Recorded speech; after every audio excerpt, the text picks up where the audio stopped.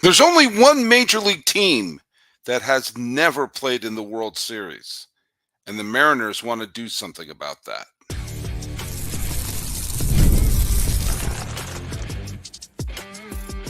You are Locked On MLB, your daily MLB podcast, part of the Locked On Podcast Network, your team every day. Hello, baseball fans, and welcome to Locked On MLB, part of the Locked On Podcast Network, where it's your team every day. This is the daily podcast where we talk about all of Major League Baseball. I am your host, Paul Francis Sullivan. If you don't believe me, how can you explain this lower third where I'm called Sully?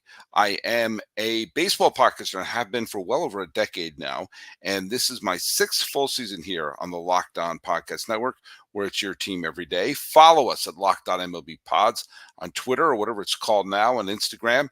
I'm your pal Sully. I'm at Sully Baseball on Twitter, Sully Baseball Podcast on Instagram. And if you're following us here or on the YouTubes, and if you're following us every day, please put in that hashtag if you make a comment every day, Sully, so we have an idea who's watching us every single day. And do what? If 5 episodes a week of me doing this and saying all this nonsense is not enough for you, guess what? See this? I am also hosting Locked On A's 5 days a week. 5 days a week, you get Locked On MLB. 5 days a week, you get Locked On A's. Wait for the beep. And today's, if you understand the wait for the beep reference, my nacho hat is tipped. Today's episode is brought to you by our friends at PrizePicks, the easiest and most exciting way to play daily fantasy sports. Go to prizepicks.com/LockedOnMLB and use code all lowercase LockedOnMLB for a first deposit match up to 100 tomatoes. Now, we also have, I asked a trivia question the other day, and who got it right? Oh, I think our good friend Scott Horstmeyer, who's back to listening to the show. So evidently he's got forgiveness from his wife to continue listening to the show because I disparaged American soccer. I didn't really disparage. It's not the best soccer in the world. And it's not. It's not. But I asked what was the Rangers' longest losing streak. It was either the longest winning streak or losing streak. It's the same answer from last year, the year they won the World Series, and it was 8. They lost 8 games in a row in August. They also won 8 games in a row in August. August was a very confusing month if you were a Texas Ranger fan. And mind you, it was a month where they fell out of playoff contention in mid-September. It took a wild, furious run to get them back into the playoffs. I want to just go over a couple of things here. First of all, it was a wild, weird night of baseball, and there was some, there was a walk-off wins where Arizona walked off against the Cincinnati Reds in an absolutely thrilling game. Kevin Newman got the walk-off single, and the defending nationally champion Diamondbacks are 20-22, which is not great, but they're starting to creep back a little bit. And if you're a Diamondback fan like our friend Millard Thomas, maybe that's something you'll see. Over at Locked On A's, we talked a little bit about the fact that Alex Bregman spanked the A's a little bit, got on base 4 times. And the Astros won a deceptive 9-2 final. It was not that big of a blowout. Hey, Mitch Keller is starting to get his act together, and if he starts to pitch well, the Pirates have some hope, and they won against the Brewers. And anytime you can win those head-to-head matchup games, he struck out 7 Brewers over 6 shutout innings. The Pirates wound up holding on to an 8-6 win. Weird games. The Rangers lost with Michael Lorenzen throwing 7 shutout innings. He allowed 1 hit. And so naturally, the Rangers lost 7-0. You saw Sean Manaea pitch really well for the Mets, but their bullpen lost that game in extra innings. Adley Rutschman homered twice. The Orioles lost to Toronto in a game which is pretty big for Toronto because they better get off their butts. We're going to talk a little bit about that in an upcoming episode, but and we're talking about the tragedy of the Angels in the second half or the second segment of today's show. But George Kirby is someone I'm going to bring up. George Kirby pitched very, very well, 7 scoreless innings, and in a very, very big series in a way for the Seattle Mariners because they are trying to, they're trying to win, they're trying to do well, they're trying to get in first place. And as we all saw by the way that the AL West panned out last year, a win here or a win there could be the difference between playing the postseason or playing golf. And when you go up against a team like the Kansas City Royals, who are playing quite well, thank you very much, it is a very, very big thing for the Mariners, who played well against the A's, who came in, the A's are a very confusing team, but the Mariners showed they jumped ahead early. Luke Raley was the big, the big offensive hero. He got the 2-run home run in the second inning. Cal Raleigh got a RBI single. Raley got another RBI single. And then Ty France put it away with a 6-2 victory. And so they're getting, while their offensive stats are not eye-popping, they're getting hits when they need it. But I'll tell you something. If you follow the podcast, and if you follow me on Twitter at Sully Baseball, you know I do a thing called Who Owns Baseball, which is I pick who the MVP of the American League and the National League, the best hitter, the best pitcher, the best contributor of a winning team, the best contributor of a losing team. And I sort of add it together. It was something I started doing back in 2013 as kind of a tongue-in-cheek response to sabermetrics and WAR and a lot of stats that I didn't quite understand. And I thought, well, I'm going to do my own stat. And I've just been doing it every year. And it's fun to see that a lot of times, even though my stats are pretty subjective, in the end, they pretty much line up with who's the leader of WAR. Well, one thing I've noticed is that a lot of the times, the top American League pitcher for the day is a Mariner. Logan Gilbert has the highest WOB total of any American League pitcher. And in the top 4, 3 of them are Mariners. And it's not like they have Glavine, Maddox, Smoltz. It's not like they have a superstar rotation. However, in this day and age where you're not allowed to develop superstar pitchers, you're not allowed to develop bullpen aces or innings eating aces. Luis Castillo, Logan Gilbert, Bryce Miller, and George Kirby are about as good a 1, 2, 3, 4 punch as you're going to have in the American League right now. And Munoz is pitching very well out of the bullpen. Thornton is pitching well out of the bullpen. Voth is pitching well out of the bullpen. And they have the kid Brian Wu, who pitched very well in his debut this year. And you're seeing they have a couple other talented pitchers and young pitchers and veteran pitchers in there, but that is kind of sort of the key, isn't it? If day in and day out, you're going to have a better pitcher than the other team, then you're going to wind up winning a bunch of regular season games. However, that was the formula for the Braves in the 1990s and the A's at the beginning of the 2000s, of which those 2 great runs resulted in 1 World Series title when the Braves beat Cleveland in 1995. They're going to need to have a little bit of a boost in their offense. And I take a look at this team, and you see Julio Rodriguez is starting to hit. And if he starts to play like the star that we all know he's capable of doing, and if they can get one player to put into the middle of that lineup and be that spark plug, doesn't have to be the superstar. They have the superstar, but the veteran spark plug, and preferably someone who has never won a World Series, then you can start to think about this as being a real pennant contender. Now, I mentioned Alex Bregman, and if the Astros continue to have a losing season, they're probably going to wind up trading him. Are they going to trade him in division? I've never figured out why that matters. Get the best player possible. But you also could take a look at like the picking from the tree of some of the White Sox players like Luis Robert Jr., who is not off to, the White Sox stink. So anyone decent on that team or potential to be decent. Goldschmidt is having a horrible year, but maybe, just maybe, you get him out of the doldrums of St. Louis and you're saying you don't have to be an MVP. You don't have to be a superstar. You just have to play well for half a season. Show the world you're still Paul Goldschmidt. And then the Mariners, who are the only franchise to have never played in the World Series. There are 29 franchises out there, and one has never seen a World Series game.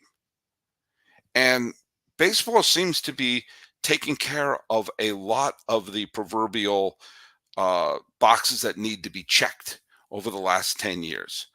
You've had the Cubs finally winning. You've had the Royals winning for the first time in forever. Most importantly, you had the Washington Nationals winning their first ever, appearing in their first ever World Series and winning it all in 2019.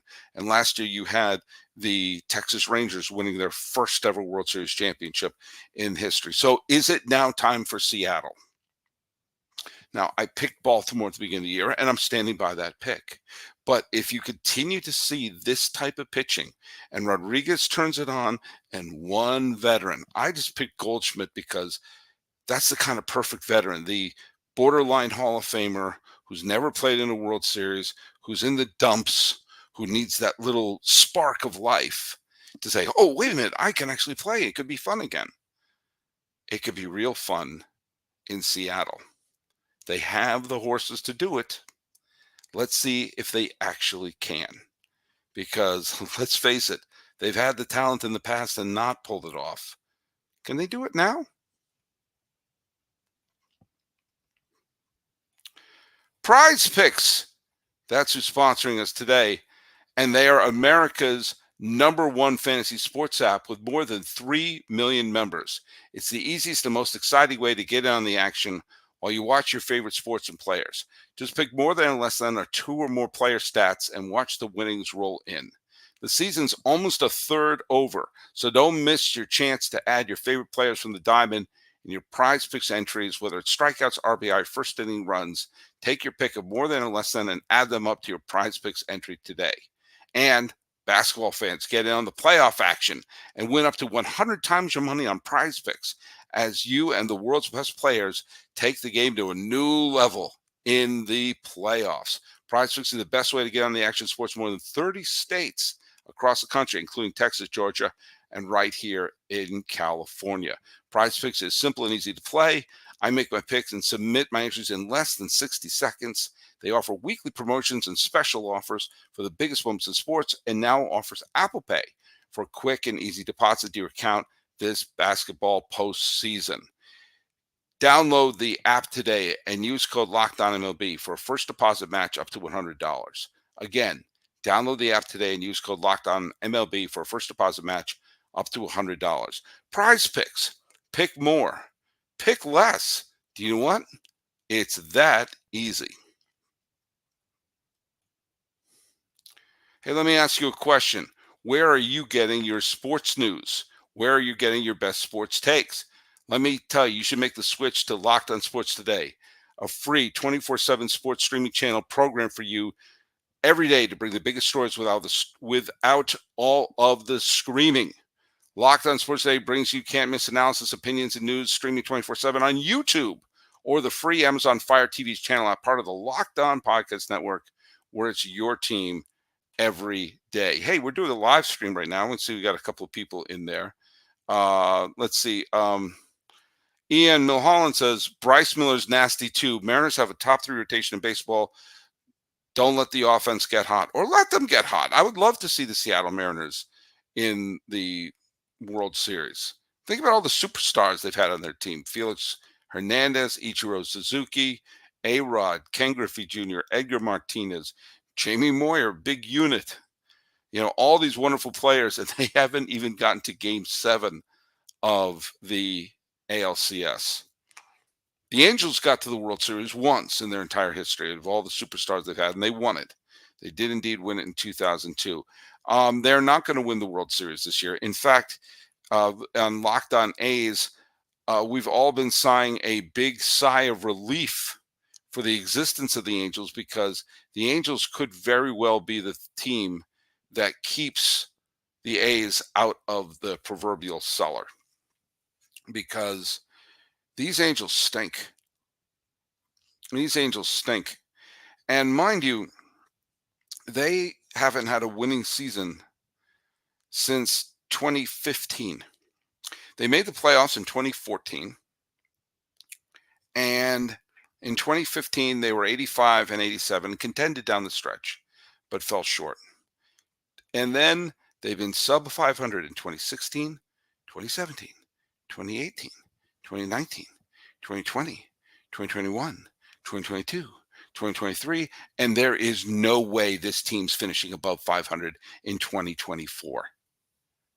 This is approaching a decade of sub 500 ball, and a decade of which, for a big part of it, they've had a Hall of Famer in his prime. And for a big part of it, they had the presumptive MVP, whether it was Mike Trout or Shohei Ohtani. Mike Trout's been on this team since 2012, and they've played in 3 postseason games. 3. The Marlins have played, they've played 7. The Rockies have made a couple trips to the postseason. In fact, only the Tigers have matched this decade of futility. And the Tigers have a outside chance of winning the American League Central. There is absolutely no excuse for this disaster, especially when you consider how fast. Remember 2 years ago, the Texas Rangers lost 100 games. So did the Arizona Diamondbacks. And they were both in the World Series last year. This is a rancid team, and you're starting to see the effects of it. Now, last year, the Angels drew pretty well. The Angels have a popular following throughout basically from 2003 through COVID. All right? From 2003, from the year after they won the World Series to the year before COVID, they drew 3 million fans every year. 3 million fans every year. And they have a gigantic television package, and they have a huge, huge, huge reach for their fan base. Ironically, that reach does not touch here in Los Angeles. No one in LA cares about the Angels. Yes, I know you do. Most people don't, because it's a Dodger territory. But Orange County is big and has lots of baseball. So does Inland Empire. So does everything between basically Cal State Fullerton and San Diego is all Angels country. They have a big TV population. They have lots of money flowing in. And they can't even bring their nose to 500. And they're in danger of being a 90-loss team and maybe a 100-loss team this year. And you're already starting to hear the sell the team chants. You're already starting to hear the, well, if it doesn't work there, should they move? Artie Moreno has been running this team since that time that I just mentioned, after the 2003 World Championships, when he took over the team. And you're taking a look at a team who can't win at home. And the decisions that are being made, they have good people coming in here. Did Joe Madden suddenly get stupid when he came in here? And you bring in Hall of Fame players, and the team can't win. They can't win at home. They can't win. They can't win with they can't develop a pitching staff in a decade. And today they had the Cardinals, and the Cardinals are dead from the neck up ball club. And the Cardinals scored 8 runs in 1 inning against them. And you're starting to hear the boos. You're starting to hear the chants of sell the team. You're starting to see a really impatient club that, by the way, last year completely whiffed. I was screaming last year, if you were following this podcast, that the Angels had to do one of 2 things. They either had to trade Shohei Ohtani at the deadline, or they had to sign him to a massive, massive extension. And if they couldn't sign him to a massive extension, they had to sell him. They had to trade him away. Today Soriano pitched a shutout into the 6th inning, and the final score was 10-5. That's the kind of team they had. I was right when they said they should have traded Ohtani at the deadline. And there were some of you who were saying, oh, no, they won't get this. They won't get that. They'll never get value in the dollar. That ship has passed. But if they got something, if they got anything, but they've got Bupkis. And Trout is hurt. And Trout is eventually want to get the hell out of here. Who can blame him? He's already given them a decade. He's given them the best years of his life. And they can't even put mediocrity around him. And I'm telling you, A's fans who listen to me on Locked On A's know that I say this. I see no evidence that the Angels are going to have a better record than the A's. And I want you to stop and think about that for a second. This is a team that has gone almost a decade without putting a 500 product on the field, despite having MVPs year in and year out. And now they're going to have neither. And they are going to finish behind a team that has no home, that has no idea where they're going to play, and the team has the lowest payroll, the smallest attendance, and the franchise has basically given up. And they're going to finish ahead of the Angels. And if that's not a reason for at least the commissioner to come in and say, we can't have this. We can't have this. We can't have our marquee players not playing. We can't have what should be one of the biggest cash cows in the entire league become a sub-A's embarrassment. There's going to be a new stadium eventually, and it's going to be somewhere in California. I'd like it to be in Orange County because that's a good place for baseball. And I think we've established fans show up.